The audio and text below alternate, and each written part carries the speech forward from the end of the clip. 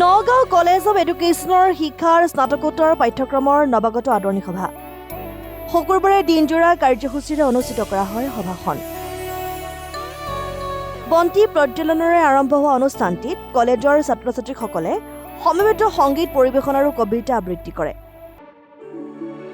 অনুষ্ঠানটিত নিমন্ত্ৰিত অতিথি হিচাপে উপস্থিত থাকে গুৱাহাটী বিশ্ববিদ্যালয়ৰ শিক্ষা বিভাগৰ দুগৰাকী শিক্ষয়িত্ৰী ক্ৰমে ডক্টৰ বিদুলা শৰ্মা আৰু ডক্টৰ অঞ্জু কলিতা।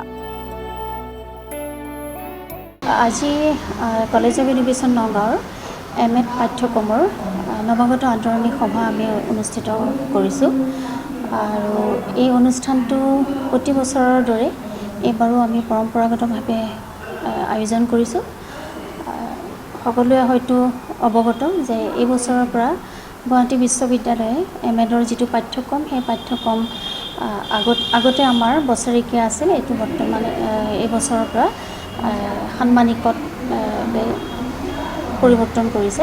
গতিকে প্ৰথম সান্মানিকৰ যিসকল প্ৰশিক্ষাৰ্থী তেওঁলোকক আদৰিবৰ বাবে আমি এই প্ৰস্তুতি আজি কৰিছোঁ। নিমন্ত্ৰিত অতিথি হিচাপে আমি গুৱাহাটী বিশ্ববিদ্যালয়ৰ শিক্ষা বিভাগৰ দুগৰাকী ডক্টৰ বিদুলা শৰ্মা আৰু ডক্টৰ অঞ্জু কলিতাক নিমন্ত্ৰণ কৰি আনিছোঁ আৰু বাকী আমাৰ কলেজৰ যিসকল পৰিচালনা সমিতিৰ সদস্য তথা শিক্ষক শিক্ষয়িত্ৰী আৰু বি.এডৰ প্ৰশিক্ষাৰ্থী তথা এম.এডৰ প্ৰশিক্ষাৰ্থী সকলো একগোট হৈ এই অনুষ্ঠানটো আয়োজন কৰিছোঁ।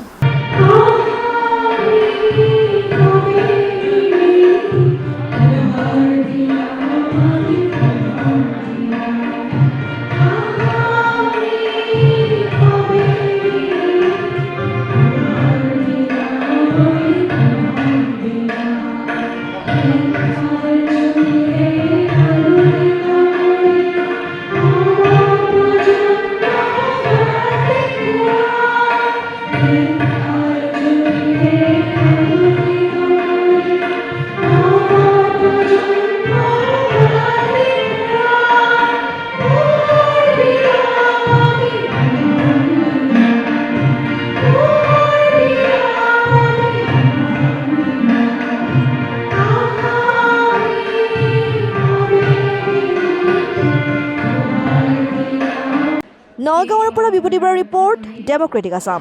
আমাৰ আজিৰ কবিতাটিৰ শিৰোনাম মোৰ খিৰিকীখনৰ সিপাৰে।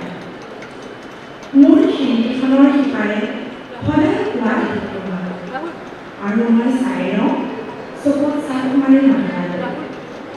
মোৰ খিৰিকীখনৰ সিপাৰে সদায় ডুব যোৱা দেখিবা আৰু মই অপেক্ষা কৰোঁ পুনৰ পোহৰ হোৱালৈ। ভাগৱত নোহোৱানে তুমি অনন্তকাল জ্বলি জ্বলি অহৰহ গলি গলি মোৰ দৰে নিৰাশাৰ গৰাহত আবদ্ধ নোহোৱানে তুমি মোৰ খিৰিকীখনৰ সিপাৰে সদায় ৰৈ থাকিবা। আজি খিৰিকীখন জ্বলাই দিছোঁ দিয়া, আজি যে মই